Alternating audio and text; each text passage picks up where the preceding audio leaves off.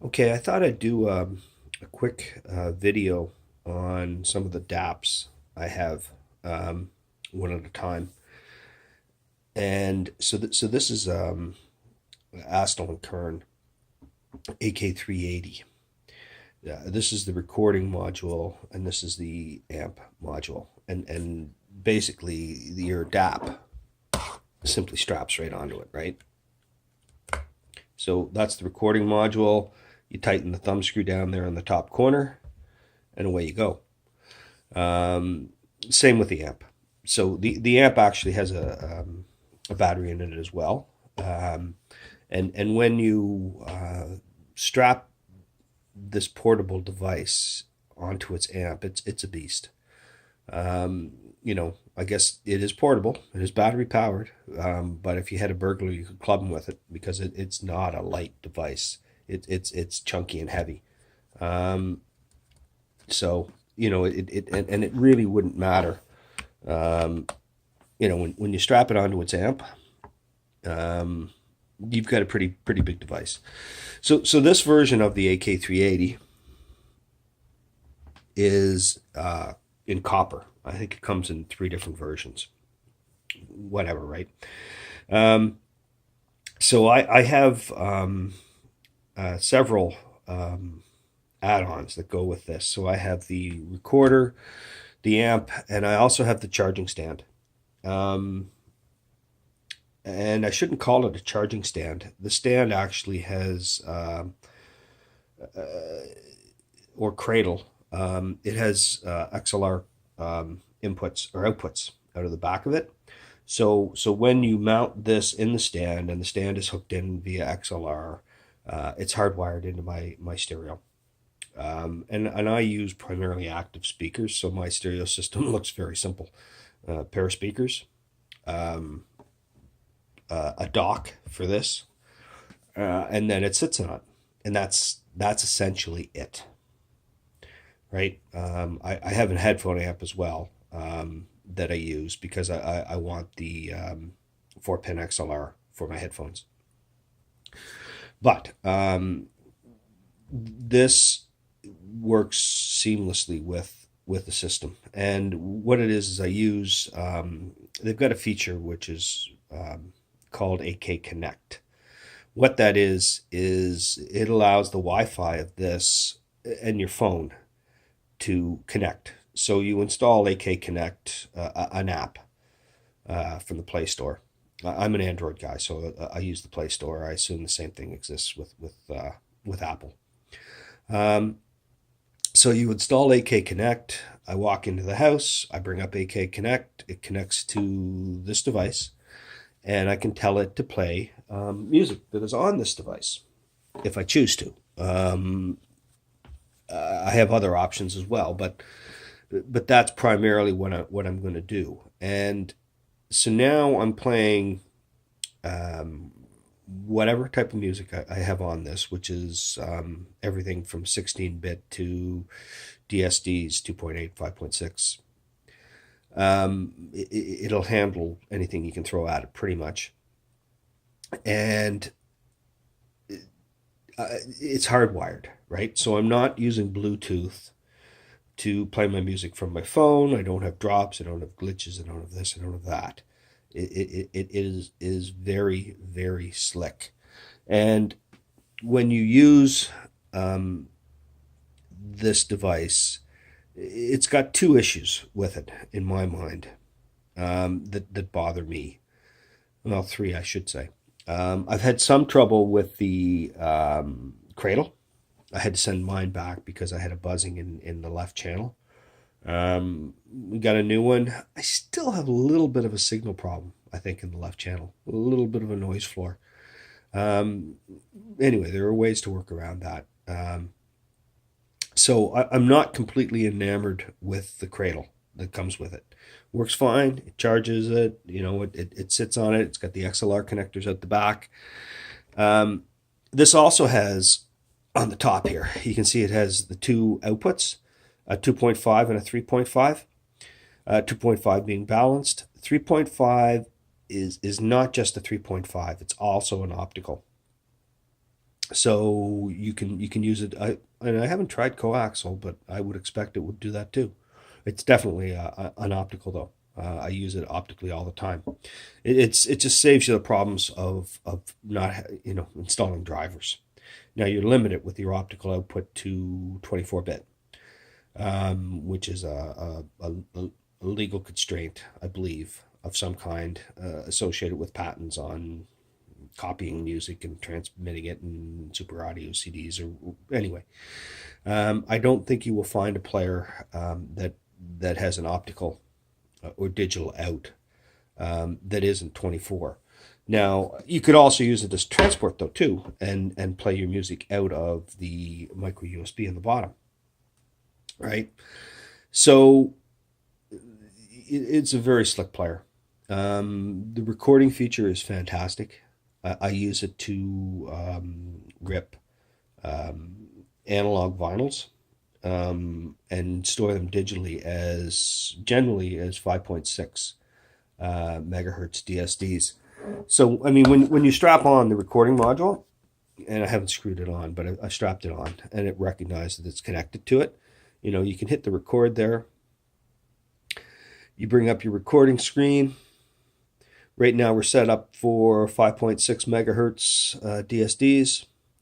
You have a line in, and then you run a line out for monitoring. You hit the record, and I'm ripping my old analog vinyl to 5.6 megahertz DSD. It's as slick as could be.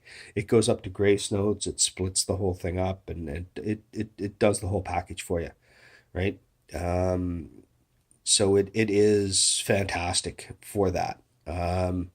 If you have some vinyl that you want to copy digitally, excuse me, to some people out there that's sacrilege. I understand, but I use it in both. Um, what I will tell you is when you rip vinyl to DSDs, and I listen to that mainly in my car. But I'll also put it on the player on occasion because like I said, with AK Connect, I walk into the house, I decide I'm going to play whatever I want to play, um, and I tell it to play that, and it's hardwired in. But when I take one of my DAPs in my car and I plug in, and this is out of your stock audio system in your car, it sounds fantastic. It's amazing. The quality. We get used to listening to poor quality is the problem, and when you listen to really good quality, it's just it blows you away. It really does blow you away. Um, so the downside of this is it's got 256 megs of memory on board. It's going to stand up. Doesn't want to stand up. And it's got a micro SD card right there. So problems with this device is limitations on memory. So right now I've got a 512 card in it. It's got 256 on board, so I've got 3/4 of a terabyte. I know that sounds like a lot. Um, when you're trying to go with really high quality digital, you go through that in a hurry. Um, that it is a lot of storage, but I don't think it's expandable really beyond that number right now. One thing I will say is I just started using a 512 card in this 512 gigs. It seems to be functioning quite fine with it. Um, I have three or four, maybe probably even more, probably four, 400 gig cards, micro SD, that I use in my other DApps, and I used in this as well for a while. It would constantly tell me that my chip, so I'd load up my chip, plug it into this thing, power it up, everything would be fine. If it turned off and rebooted again, it would tell me the chip was corrupt. I take the chip out, plug it in something else. It was perfectly fine. So for whatever reason, it had an issue with the 400 chips. So far with the 512, I haven't had a problem. Right. So that was one issue, is the storage capacity, and it not liking certain chip sizes. Um, and I don't know why that is. But there's probably some logic there somewhere. Well, illogic, if you like. The other thing I'm not enamored about is the way it functions. I like Android players. This is not Android based, right? So if I want to stream music, I have three choices. Now, on their new players they're issuing, I believe they are offering Spotify as well, but Spotify is not available for this. Um, so it's my problem is you have Grooves, you have Move, and you have Tidal. Why is that a problem? Well, I'd have to switch from Spotify to Tidal, and I had a Tidal account for a while. But it's one of those things, you got a $15 subscription here, you got a $20 subscription there, you got a $15 subscription, over there, and all of a sudden you spend $100 a month on different music subscriptions. So you have to choose a horse at some point. And my kids use Spotify, so I said, okay, I'll go with Spotify. I prefer Tidal. Well, I like the interface with Spotify a little better, but Tidal is a little better quality that you can stream. At any rate, so those are my issues with it. One of its best features, though, is the AK Connect, which at the time was one of the main buying features that I wanted for it. The fact that I could dock it, the dock was hardwired into my system, and I could connect to this device and use it as a music server. Right. So, at any rate, it works really well at that. Um, Having said all that, when I talk about my other DApps, which are a quarter of the price of this one, they don't have the features. They don't have the recorder. You really don't need an amp module.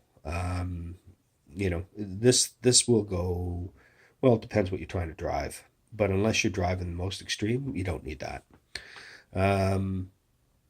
So you'd have to have a very extreme set of cans, and I do, but I don't consider them walk around, right?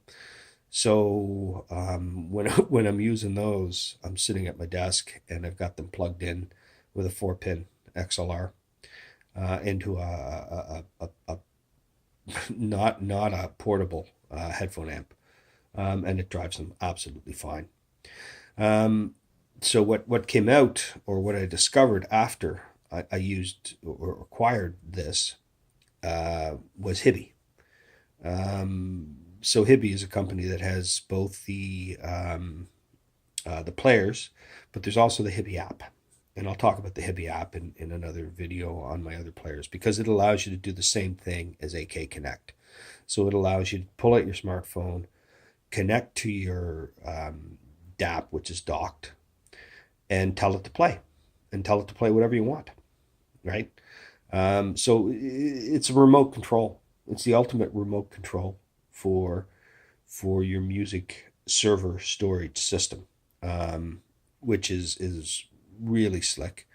And I so I really like the AK Connect feature, and this device has the AK. So there's Astell Kerns, and then there's Ashahai. I forget what the K stands for.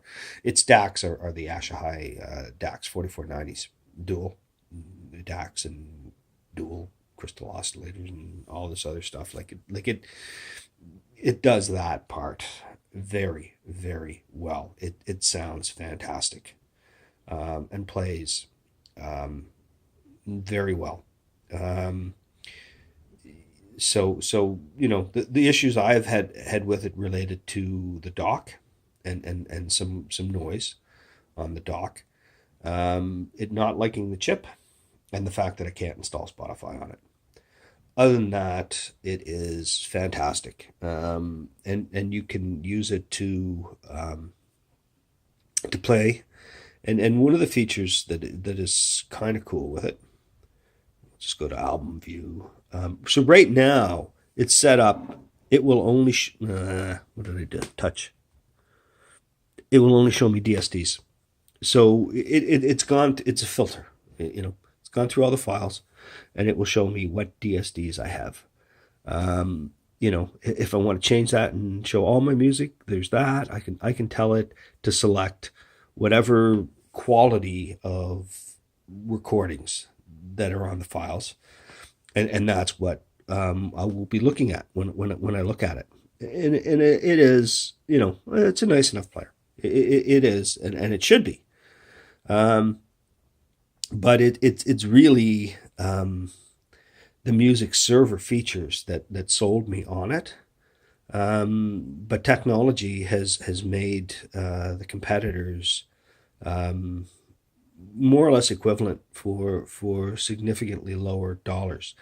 Now, having said that, my other DApps that I have generally have Saber chips, and often I find there can be some semblance in them. I'm not as big a fan. So the products I have with Saber chips, um, well, about 20% of them I don't like, and 80% I do. I've never had a problem with the AK chips and products I have with the AK chips, and I have a few. And not to say there was a problem with them with Sabers. I just don't always like the sound as well.